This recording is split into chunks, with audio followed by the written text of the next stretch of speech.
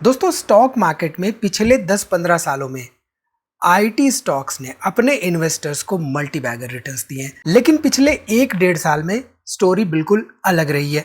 यहाँ पर देखिए, बिरला सॉफ्ट 1 जनवरी 2024 के आसपास 860 रुपए का हुआ करता था। उसके बाद से इसमें क्या हुआ? एक सवाल जो आज सबके सामने है, आईटी स्टॉक्स में ऐसा क्या हुआ कि पिछले 1-1.5 साल में कंपनियां परफॉर्म नहीं कर पा रही हैं? और सबसे इंपॉर्टेंट, 2026 के लिए आईटी सेक्टर का आउटलुक क्या रहेगा? तो डिटेल में हम स्टॉक्स के एग्जांपल्स के साथ डिस्कस करेंगे आईटी सेक्टर स्टॉक्स के बारे में इस वीडियो में। तो वीडियो को यहाँ पे पूरा देखिए और स्टॉक मार्केट इन्वेस्टमेंट के बारे में कुछ नया सीखिए। ध्यान रखिए, यहाँ पर जो भी हम डिस्कस कर रहे हैं वो किसी तरह के बाई सेल रिकमेंडेशंस बिल्कुल नहीं है। ये वीडियो पूरी तरह एजुकेशन के पर्पज से है एंड सारे सेबी के रेगुलेशंस को फॉलो कर रही है। तो सबसे पहले एक ग्राउंड रियलिटी समझ लेते हैं। आईटी स्टॉक्स ने पिछले 1-1.5 सालों में ना के बराबर रिटर्न्स दिए। फॉर एग्जांपल, यहाँ पे बिरला सॉफ्ट 846 रुपए के आसपास था। यहाँ पे इन्फोसिस 2022 में ही करीब 1700 रुपए के आसपास था। 2022 के बाद से प्राइस अटेंड नहीं कर पाया। यहाँ पे टीसीएस जो है 2 सितंबर 2024 को 4500 के आसपास था। एंड टाटा एलेक्साई यहाँ पे देखें तो 1 अगस्त 2022 को हालांकि 10,500 के आसपास था। उसके बाद 2023 एंड 2024 1 अगस्त 2024 को करीब 9,000 के आसपास था। क्या ऐसे रीजन्स हैं जिनकी वजह से ऑलमोस्ट आईटी सेक्टर के स्टॉक्स पिछले 1 साल में कुछ तो जीरो रिटर्न्स देते हुए दिखाई दे रहे हैं, कुछ नेगेटिव रिटर्न्स भी दे रहे हैं, एंड जो ऊपर गए भी उनका परफॉर्मेंस निफ्टी के कंपैरिजन में वीक रहा है। इसका सीधा मतलब यह है कि पिछले 1-1.5 साल में पूरा का पूरा जो आईटी सेक्टर है उसने इन्वेस्टर्स के लिए वेल्थ क्रिएट नहीं की है। सो हमें यह समझना होगा कि ब्रॉडर पर्सपेक्टिव से ये किसी एक कंपनी का इशू नहीं है, ये पूरे सेक्टर का फेज है। So the question here is कि आईटी स्टॉक्स परफॉर्म क्यों नहीं कर रहे हैं, ओवरऑल इनफैक्ट आईटी सेक्टर क्यों नहीं परफॉर्म कर रहा है। तो देखिए, इसको हमें समझने के लिए कुछ मैक्रो इकोनॉमिक फैक्टर्स के साथ ही साथ जियोपॉलिटिकल फैक्टर्स को भी समझना होगा, क्योंकि मोस्टली जो आईटी की कंपनियां हैं वो सर्विसेज प्रोवाइड करती हैं हमारी, और क्लाइंट्स के प्रोजेक्ट से उनको रेवेन्यू जनरेट होता है। तो ऐसे में हमें ये समझना होगा कि क्या कहीं ऐसा तो नहीं हुआ है कि पिछले 1-1.5 साल में कंपनीज की जो स्पेंडिंग है उसमें स्लो डाउन देखने को मिला है। तो अगर हम ध्यान से देखें तो पिछले 1-1.5 साल में ना सिर्फ यूएस बल्कि यूरोपियन कंट्रीज में भी रिसेशन का एक तरह से डर देखा जा रहा है। कॉर्पोरेट्स ने आईटी बजट कट किए एंड जो मेजर प्रोजेक्ट्स थे वो कहीं ना कहीं से डिले होते हुए दिखाई दे रहे हैं। तो ऐसे में कंपनी के रेवेन्यूज पे इम्पैक्ट पड़ रहा है। देखिए, जब भी हम डिस्कशंस करते हैं अपनी वीडियो में किसी भी कंपनी की एनालिसिस के बारे में, तो हम क्या कहते हैं कि हमें कंपनी के बिजनेस में रेवेन्यू में एंड प्रॉफिटेबिलिटी में कितनी ग्रोथ हो रही है, कब कब हो रही है, उसकी स्टडी करना बहुत इंपॉर्टेंट होता है। तो यहाँ पर हम देख रहे हैं कि आईटी सेक्टर की कंपनियों में किन्हीं कारणवश रेवेन्यूज में डिक्लाइन देखने को मिला। क्या ऐसा है? आगे हम डिटेल में डिस्कस करेंगे। कंपनियों के रेवेन्यूज देखेंगे क्वार्टर ऑन क्वार्टर कि क्या वो वाकई में रिड्यूस होते हुए दिखाई दे रहे हैं। इसके पहले हम ये समझ लेते हैं कि जो स्पेंडिंग में स्लो डाउन हुआ है उसके पीछे का रीजन क्या है। तो हम सब ने टैरिफ्स का एक खेल देखा और अप्रैल से ही ये टैरिफ्स के खेल की वजह से मोस्टली आईटी कंपनियों की ओवरऑल स्पेंडिंग में हमें गिरावट देखने को मिली। जहां एक तरफ ये देखा जा रहा था कि ओवरऑल जो आईडीसी के डाटा के हिसाब से ग्लोबल आईटी स्पेंडिंग होती वो 10% के आसपास से के ग्रोथ रेट पे होती, वहीं पे ये देखा जा रहा है इन रियलिटी कि ये 5% के आसपास से ग्रो होती हुई दिखाई दे रही। तो ये एक्सपेक्टेशंस को नहीं मीट कर पाई है बिकॉज ऑफ द टैरिफ्स।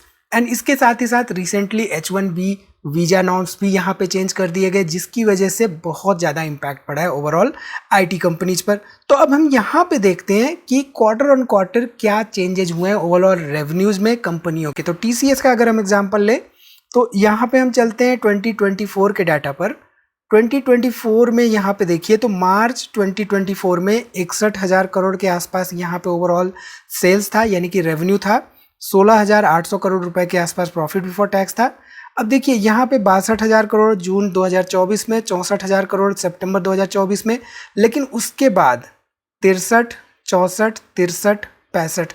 तो ये एक कंसिडरेबल ग्रोथ नहीं दिख पा रही है इसके ओवरऑल रेवेन्यूज में, एंड वहीं पे प्रॉफिटेबिलिटी भी एक तरह से फ्लैट रह रहा है पिछले 3-4 क्वार्टर से इस पर्टिकुलर कंपनी में। इसके साथ ही साथ अगर हम यहाँ पे बात करें TCS के year on year revenues and profitability track record पर, तो 2020 के बाद से यहाँ पे ईयर ऑन ईयर आपको रेवेन्यूज एंड प्रॉफिटेबिलिटी में कहीं ना कहीं से ग्रोथ देखने को मिल रहा है। तो ये डाटा जो है 2025 का देखना दिलचस्प होगा कि 2025-2026 में क्या ग्रोथ रहती है after the tariff imposition and after the overall H1B visa norms. ठीक है, चलिए इसके साथ ही साथ यहाँ पे टाटा LXI में देखें, तो यहाँ पे टाटा LXI में आप देखिए जून 2024 में 926 करोड़ के आसपास सेल्स, 252 करोड़ के आसपास प्रॉफिट बिफोर टैक्स, उसके बाद थोड़ा सा बढ़ा, फिर यहाँ पे कम हुआ, फिर और कम हुआ, फिर और कम हुआ। सितंबर 2025 में थोड़ा सा यहाँ पे इम्प्रूवमेंट देखने को मिला। तो क्या एक ये टर्न अराउंड स्टोरी हो सकती है सितंबर अक्टूबर 2025 के महीने से? तो ये देखना हमारे लिए इम्पोर्टेंट होगा कि सितंबर अक्टूबर के बाद से क्या शेयर प्राइसेस भी इम्प्रूव हुए हैं।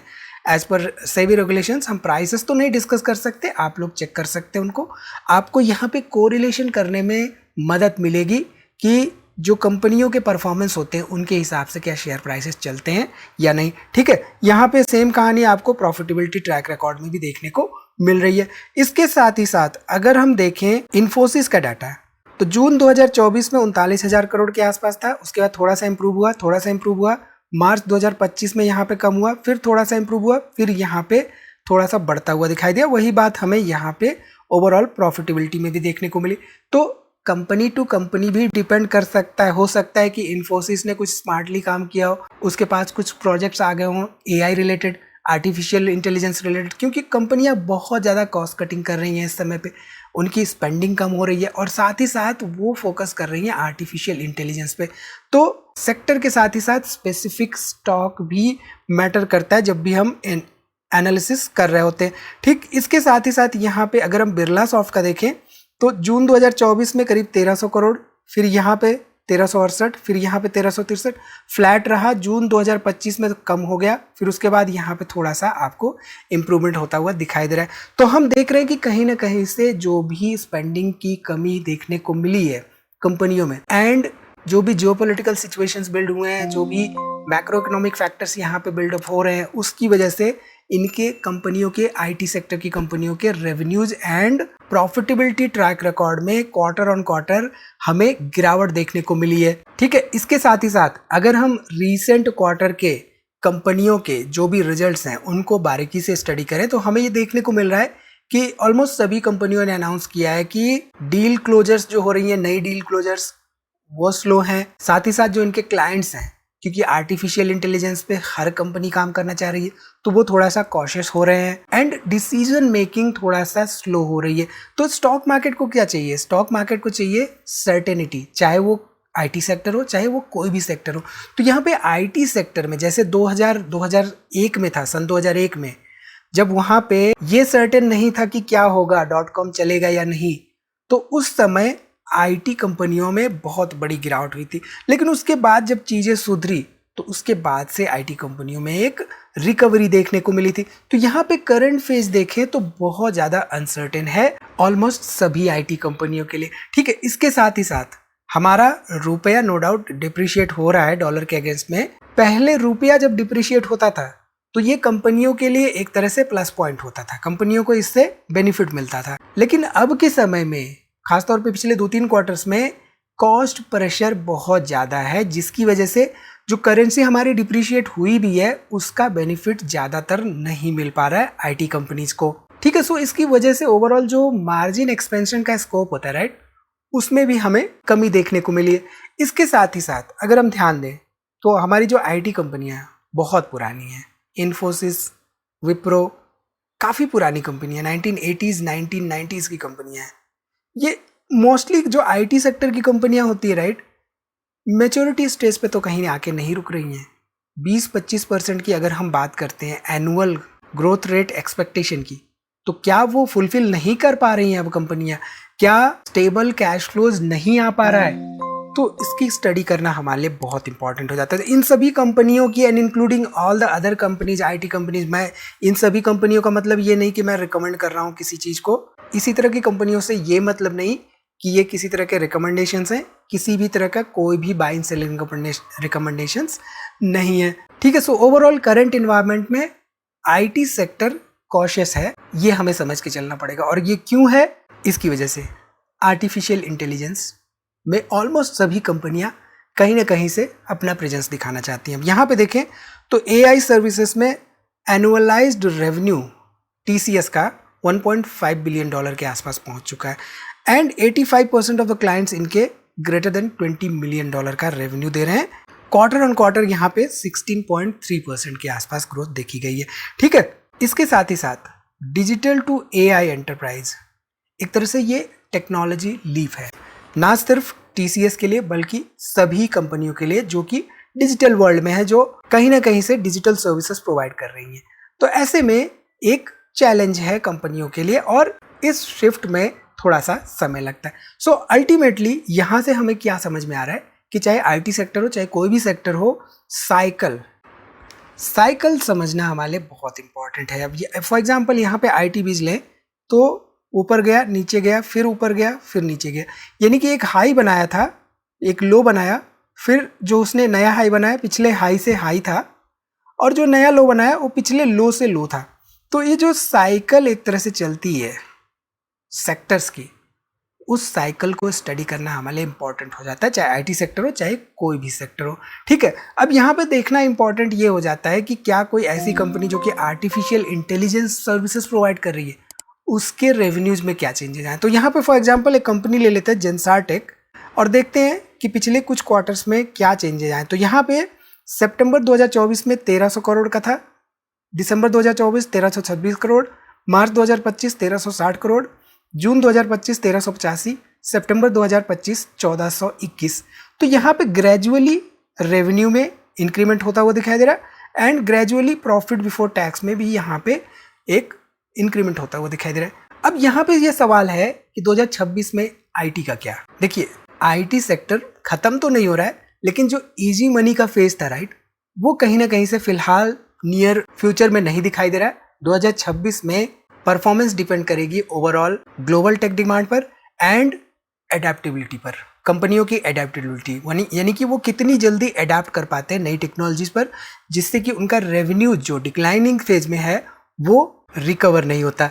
सो आई थिंक यहाँ से आपको समझ में आ रहा होगा कि जो भी हमने आईटी सेक्टर के बारे में डिस्कशंस किए एक्चुअल में चल क्या रहा है और 2026 का क्या स्कोप हो सकता है ग्रोथ का। तो इस वीडियो में इतना ही दोस्तों, उम्मीद है वीडियो आपको पसंद आई होगी, इसमें दी गई जानकारी आपके काम की होगी। वीडियो को लाइक करिए, कोई भी सवाल हो तो कमेंट जरूर करिए और वीडियो को दोस्तों में शेयर करना ना भूलिए। और डिस्क्रिप्शन में हमने कुछ इंपॉर्टेंट लिंक्स दे रखे हैं, आप उनको एक्सप्लोर कर सकते हैं एंड एक्ट कर सकते हैं। तो मिलते हैं अगली वीडियो में, तब तक आप अपना बहुत ख्याल रखिए।